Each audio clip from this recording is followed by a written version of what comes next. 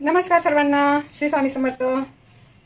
तर आज मी बनवत आहे मस्त अशी झणझणीत सुकी मटकी। आता इथे मी घेतला आहे लसूण, यात मी टाकणार आहे अद्रक, 4 हिरव्या मिरच्या, लाल 2 आणि 2 हिरव्या। आता यांना असं छान बारीक करून घेणार आहे। आता कढईमध्ये तेल टाकून घेते।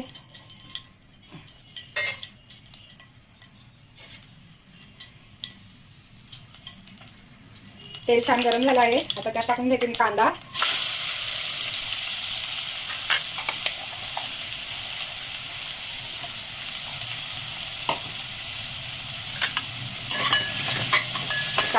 चांगला परतून घ्यायचा आहे। आता कांदा परत लवकर परतावा म्हणून त्याच्यामध्ये मी टाकून घेते थोडंसं मीठ,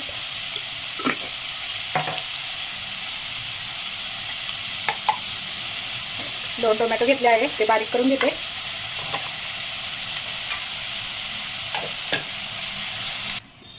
छान असा कांदा परतला आहे बघा, छान असा गुलाबी कलर झाला आहे। तर मी आता थोडंसं तेल टाकून घेते, कारण मी आधी थोडं कमी तेल टाकलं होतं।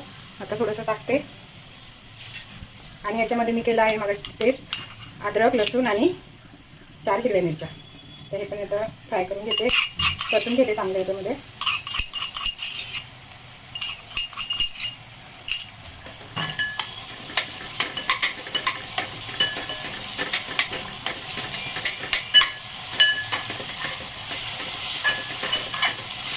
मस्त अशी सुकी आणि झणझणीत मटकीची भाजी बनवणार आहे। हे आमचे गावचे घरचे मठ आहे, किती छान आणि गावठी मठ आहे बघा, बारीक बारीक।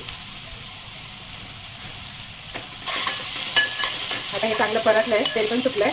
आता मी यात टाकून घेते टोमॅटो,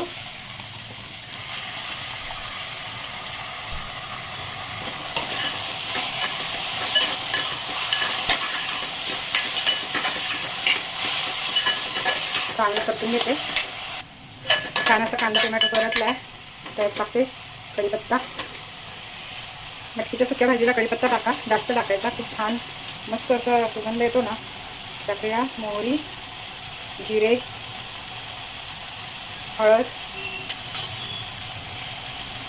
कांदा लसूण मसाला, मिरची पावडर,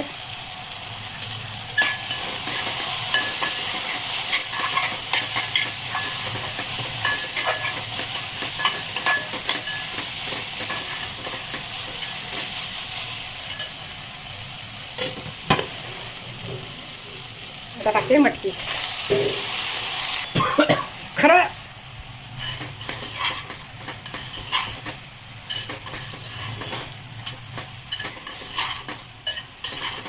गॅस फास्ट करून अशी छान परतून घ्यायची आहे, खूप परतायची।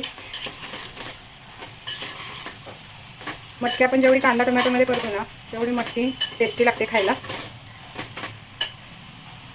2 मिनटं तरी छान अशी परतून घ्यायची। 2 मिनिट झाले आहे, खूप मस्त मटकी परतून घेतली आहे। आता याच्यात लगेच पाणी नाही टाकायचं आहे, कारण कांदा आणि टोमॅटोला पाणी सुटणार आहे। तर मग मी आता झाकण ठेवते आणि या झाकणावरती थोडंसं पाणी टाकून ठेवते। आता हे कमीत कमी 10 मिनिट तरी लागतील आता ही शिजवायला। आता हे शिजवून घेते छान।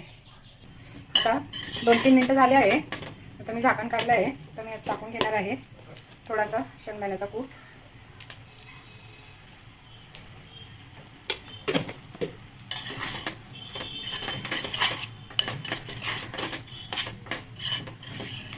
वाफेवरती शिजवायची आहे आपल्याला ही, त्यात पाणी नाही टाकायचं आहे। आता कूट टाकल्यात, अजून 2-3 मिनटं शिजवून घेते। 5 मिनटं झाले। आता यातलं पूर्ण जे वाफेने पाणी आलं होतं ते पूर्ण आटलं आहे आणि अशी छान मटकी शिजली आहे। आणि यात टाकून घेते मस्त अशी कोथिंबीर। तुम्ही पण अशा प्रकारे मटकीची भाजी बनवून बघा। तुम्हाला जर व्हिडिओ आवडली असेल तर माझ्या व्हिडिओला लाईक करा, शेअर करा, सबस्क्राईब करा। थँक्यू सगळ्यांना।